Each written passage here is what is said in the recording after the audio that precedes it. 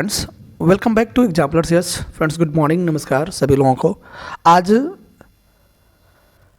PGT के तहत बात करने वाले हैं जॉर्ज डिकेंस के बारे में, और कल मैंने उन पर ईयर वाइज सर्वे भी दिया था। आज उन पर इंपॉर्टेंट वन लाइनर है, फटाफट आइए शुरू करते हैं आज का वीडियो। कह रहा है आज Dickens belonged to Victorian era. तो डिकेंस जो है विक्टोरियन ईरा से बिलोंग करते हैं। अगर आप विक्टोरियन ईरा की बात करते हैं तो 1837 टू 1901, ठीक है, लगभग 63 ईयर्स का ईरा रहा है विक्टोरियन ईरा, ठीक है, ध्यान रखिएगा, इंपॉर्टेंट है। डिकेंस बॉर्न इन, तो आपको बता दें डिकेंस जो है 1812 में, यानी 7 फरवरी 1812 में पैदा हुए थे, और लैंडपोर्ट पोर्ट्समाउथ में, लैंडपोर्ट पोर्ट्समाउथ में पैदा हुए थे। क्लियर है। आगे बढ़ते हैं। Dickens was the first editor of the Daily News. तो फर्स्ट एडिटर बने डेली न्यूज़ के कब? लगभग 1846 में। 1846 में द डेली न्यूज़ के फर्स्ट एडिटर बने, ठीक है। Charles Dickens first novel was Pickwick Papers, ठीक है। उनका जो पिकविक पेपर्स है वो कब आया?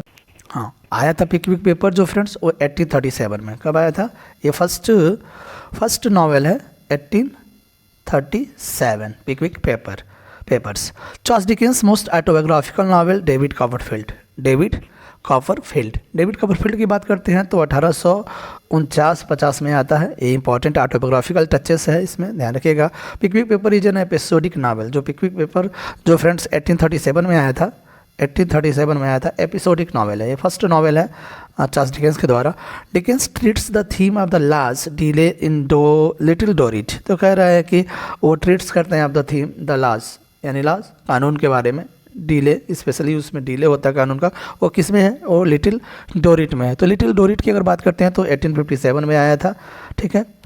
नेक्स्ट है Dickens novel is called the most worthless the child's history of England. तो कह रहा है कि सबसे वर्थलेस जो है, मोस्ट वर्थलेस नॉवेल जो है चार्ल्स डिकेंस का, वो था child's of history of England.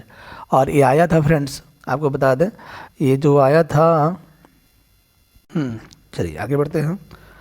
Dickens पोर्ट्रेस the digression and suffering of the poor in the English work house in Oliver twist. तो कह रहा है कि जो इंग्लिश वर्क हाउस में एक गरीब का जो सफरिंग होता है ना, या डिग्रेशन है, उसे नीचता दिखाना होता है, वो ओलिवर ट्विस्ट में मौजूद है।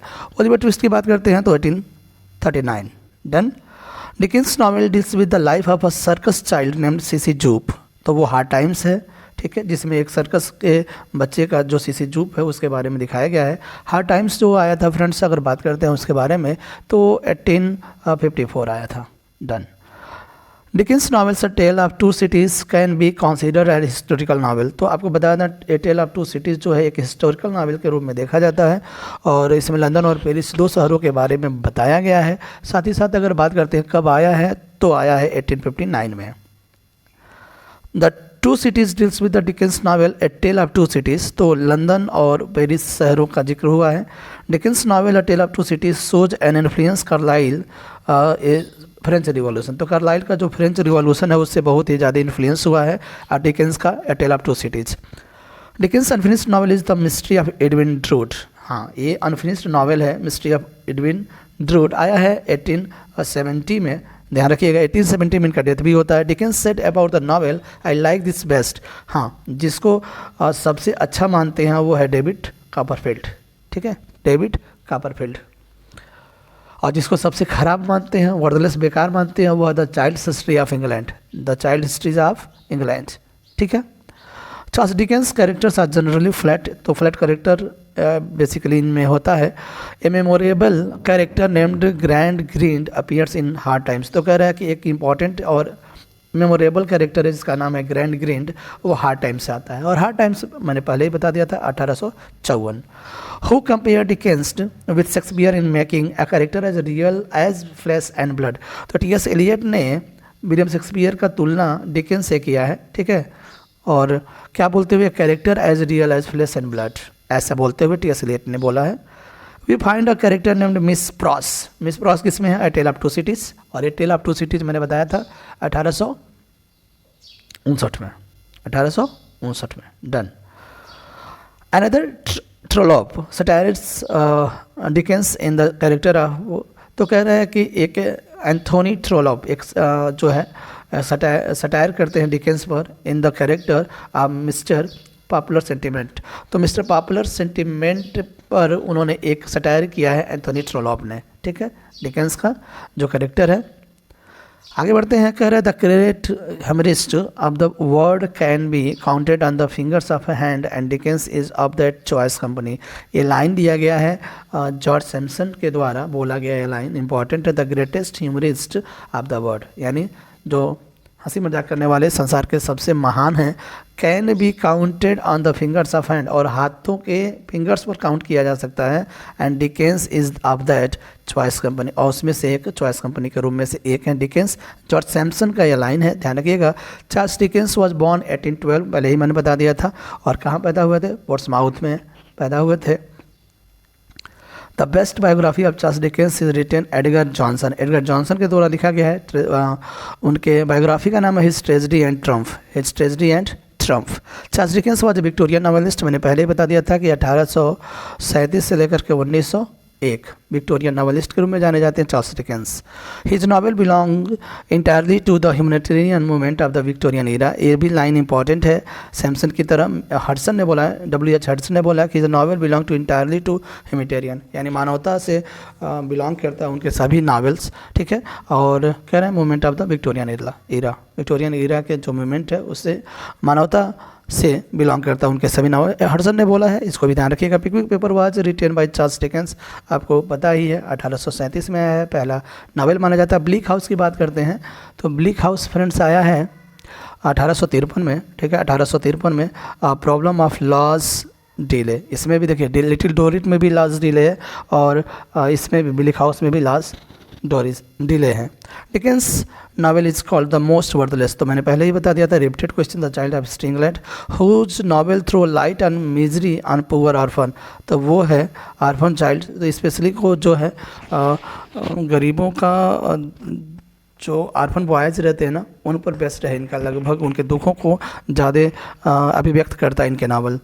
All of Dickens novel shows the pre occupation with problem, तो वो लोग कह रहा है कि लगभग सामाजिक प्रॉब्लम्स होते हैं उनके नॉवेल्स में, ठीक है, किसके? चार्ल्स डिकेंस के। The character of lady deadlock occurs in the bleak house, तो चार्ल्स डिकेंस के द्वारा लिखा गया नॉवेल है ब्लीक हाउस, 1853 में आता है। उसमें एक लेडी हैं, लेडी डेडलॉक, एक इंपॉर्टेंट कैरेक्टर हैं। The last book the Dickens wrote was great expectation, और अगर देखा जाए तो ग्रेट एक्सपेक्टेशन जो है फ्रेंड्स वो आया है 1861 में, लास्ट बुक माना जाता है।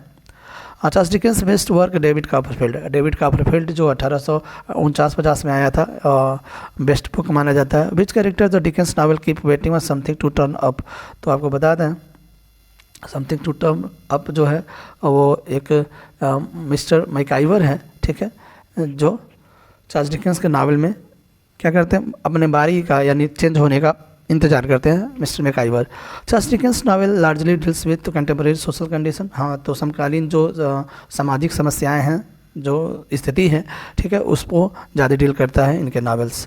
The most furious character in Fagin's den in Dickens Oliver Twist, देखिए सबसे पूछ लेता है कि सबसे फ्यूरियस कैरेक्टर कौन है उनके, तो ओलिवर ट्विस्ट का जो विल साइक्स है, मैंने कल बताया था, वो बहुत इंपॉर्टेंट है। Philip Pirrip as a character in Charles Dickens Great Expectation, Great Expectation की बात करते हैं तो 1861 में आता है, उसका एक कैरेक्टर है Philip Pirrip. Done.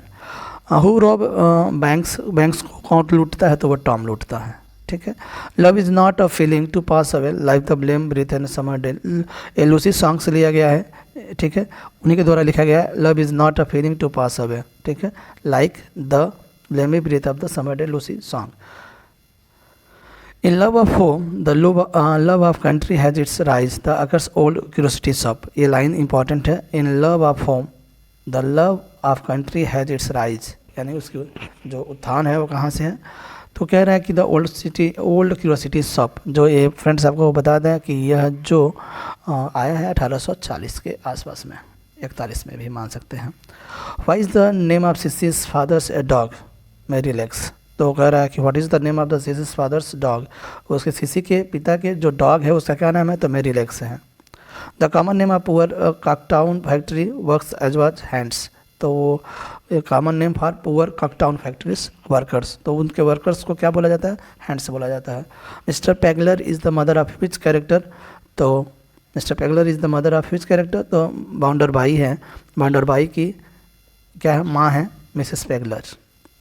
Thanks for watching the video, मिलते हैं नेक्स्ट वीडियो में, बाय बाय।